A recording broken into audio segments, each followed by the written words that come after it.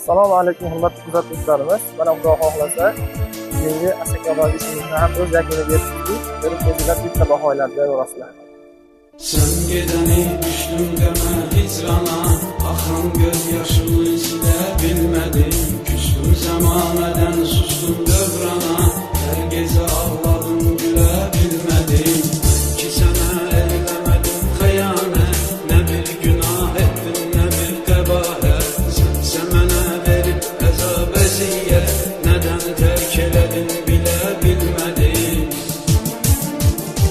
Gel güzelim, bu kadar eziyete tab etmir yürek. Gel güzelim, buluşak bizle.